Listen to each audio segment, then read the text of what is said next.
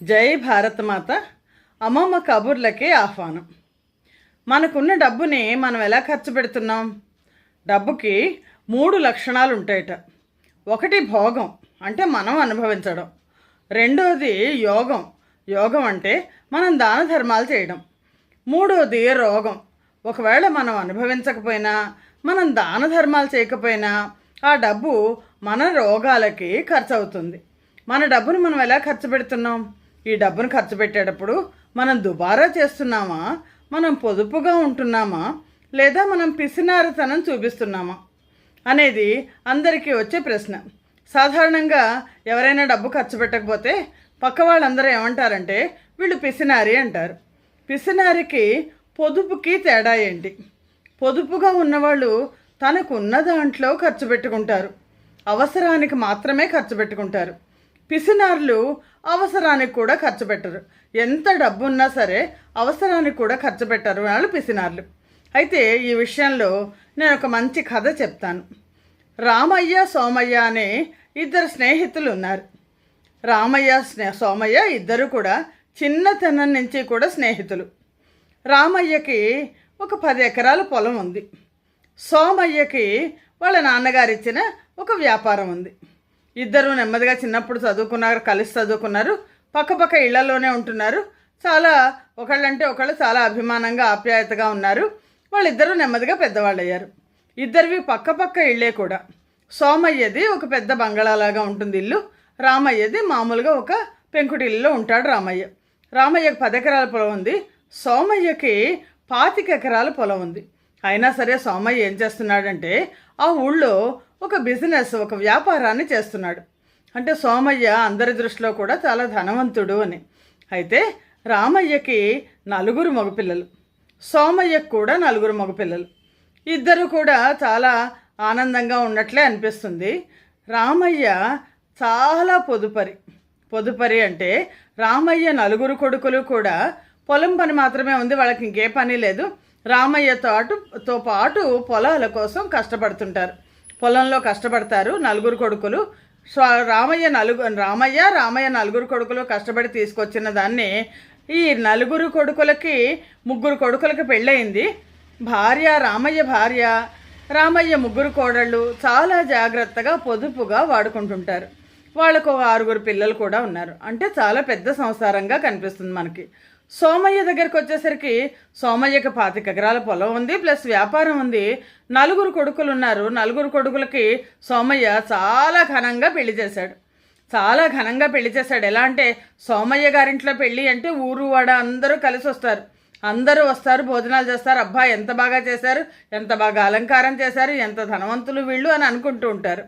సోమయ్య, రామయ్య ఇద్దరు వాళ్ళ జీవితాలు వాళ్ళు గడుపుతున్నారు. సోమయ్య 4 కొడుకులకి పెళ్ళిళ్ళు అయిపోయినాయి. 4 కొడుకుల దగ్గర నుంచి కొడుకులకి చేసిన పిల్లలు కూడా ధనవంతుల పిల్లలు. సోమయ్య భార్య మొత్తం అంతా నగలన్నీ దిగేసుకుని అందరికీ ఎప్పుడొచ్చినా సరే, ఎవరింటికి వెళ్ళినా సరే ఇతను నగలన్నీ చూపించుకుంటూ ఉంటుంది. కోడళ్ళు కూడా అలాంటి వాళ్ళే. వాళ్ళ ఇంట్లో వాళ్ళ పిల్లలు మనవలు కాక ఇంకా ఇంకో 10 మంది నౌకర్లు కూడా ఉంటారు. ఇల్లు ఊడవడానికి ఒకళ్ళు, అంట్లు తోవడానికి ఒకళ్ళు, బట్టలు తగ్గడానికి ఒకళ్ళు, బట్టలు తీయడానికి ఒకళ్ళు, ఇల్లు సర్దడానికి ఒకళ్ళు, వంట చేయడానికి ఒకళ్ళు, కూరలు తరగడానికి ఒకళ్ళు, బయట నుంచి వస్తువులు తీసుకురావడానికి ఒకళ్ళు, అలా 10 మంది నౌకర్లు కూడా ఉన్నారు. ఇలాగా జీవితాలు వెళ్ళిపోతున్నాయి. ఒకసారి సోమయ్య కొంచెం దిగులుగా ఉన్నాడు. ఉంటే రామయ్య రోజు సాయంకాలం వీళ్ళిద్దరూ కూడా బయటకు వెళ్ళి కూర్చొని కాసేపు కబుర్లు చెప్పుకునేవాళ్ళు. ఏంటి సోమయ్య దిగులుగా ఉన్నావంటే, నాకు చాలా అవసరంగా 10,000 రూపాయలు కావాలి రామయ్య, నువ్వేమన్నా సర్దగలవా అన్నాడు సోమయ్య. అని అంటే సోమయ్య చాలా ధనవంతుడు. రామయ్యకి ఉన్న 10 ఎకరాల్లో జాగ్రత్తగా దాచుకుంటున్నాడు. అంటే రామయ్య ఏమన్నాడంటే, నా కొడుకు పెళ్లి కోసం నేను ఒక 10,000 రూపాయలు దాచిపెట్టాను, ఆ 10,000 రూపాయలు నీకు ఇస్తాను, నీ అవసరాన్ని ఇది గడుపుకో. నాకు ఇప్పుడు నా ఆఖరి కొడుకు పెళ్లి చేయట్లేదు కదా, నాకు పెళ్ళి ఎప్పుడు అవసరమైతే అప్పుడు నువ్వు నీ దగ్గరకు వచ్చి తీసుకుంటాను అని రామయ్య ఏం చేశాడంటే ఎవ్వరికీ తెలియకుండా చాలా రహస్యంగా సోమయ్యకి 10,000 రూపాయలు అప్పించాడు.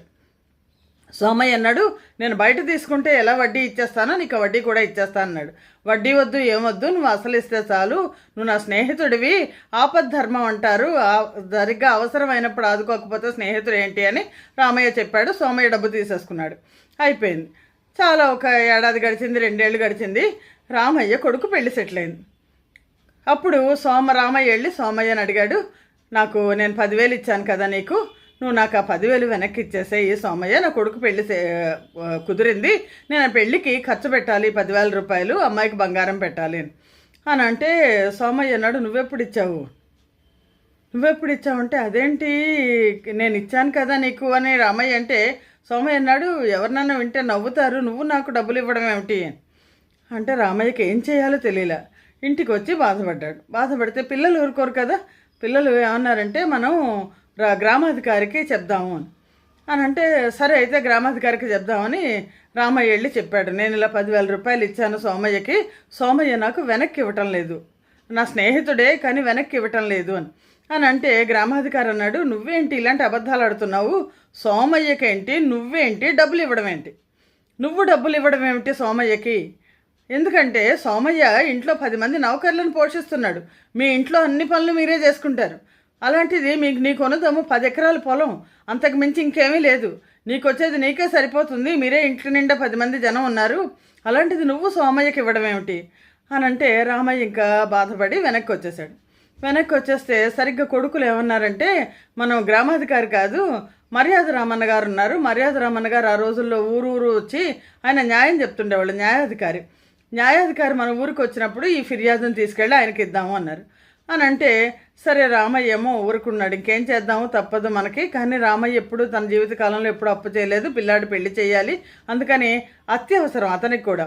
ఈ లోపల మర్యాద రామన్న గారు రామయ్య అదృష్టం కొద్దీ మర్యాద రామన్న గారు ఊరికి వస్తే మర్యాద రామన్న గారికి వెళ్ళి రామయ్య చెప్పాడు, నేను సోమయ్యకి ఒక 10,000 రూపాయలు అప్పించాను, 2 ఏళ్ళు అయిపోయింది, సోమయ్య నేను ఇవ్వలేదు అంటున్నాడు, నాకు న్యాయం చేయండి అన్నాను అంటే మర్యాద రామన్న గారు సోమయ్యని పిలిస్తే సోమయ్య గ్రామాధికారిని తీసుకుని వచ్చి నాకు ఒక పెద్ద వ్యాపారం ఉంది, నాకు 4 పిల్లలు ఉన్నారు, నా కోడళ్ళందరూ ధనవంతులు, నేను మొదటి నుంచి 25 ఎకరాల పొలం ఉంది, నేను రామయ్య దగ్గర అప్పు తీసుకునే పరిస్థితి నాకు లేదు, నేనే ఎప్పుడైనా సహాయం చేస్తుంటాను అప్పుడప్పుడు అని సోమయ్య అన్నాడు.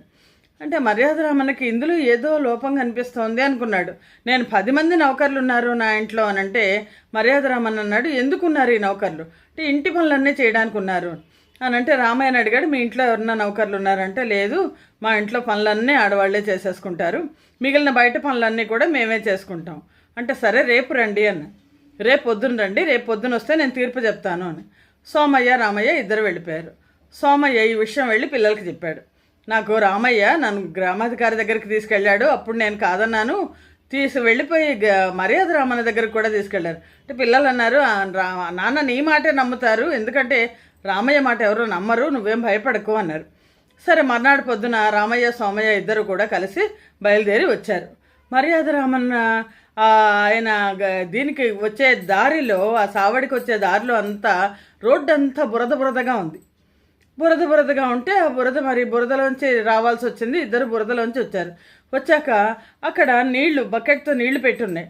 అంటే మర్యాద రామన్న దగ్గర ఉన్న సేవకుడు అన్నాడు, మీరిద్దరు కాళ్ళు కడుక్కొని లోపలికి రండి, లోపల తివాసీలు ఉన్నాయి, పాడైపోతాయి బురద కాళ్ళతో వస్తాయని అంటే వెంటనే రామయ్య ఏం చేశాడంటే అక్కడ ఒక చెంబు ఉంది, చెంబుతో నీళ్లు తీసుకుని చక్కగా జాగ్రత్తగా కాళ్ళు కడుక్కున్నాడు. ఒక అరచెంబు నీళ్లతో కాళ్ళు కడుక్కోవడం అయిపోయింది. శుభ్రంగా కడుక్కొని ఆ చెంబుని అక్కడ పెట్టేసి లోపలికి వచ్చేసాడు రామయ్య. సోమయ్య ఆ చెంబు తీసుకుని నీళ్లు కాళ్ళ మీద పోసుకున్నాడు, బురద మళ్ళా తీసుకున్నాడు, మళ్ళా పోసాడు, పోలేదు, మళ్ళా కాళ్ళు రుద్దుకుంటూ మళ్ళా పోసాడు, పోలేదు.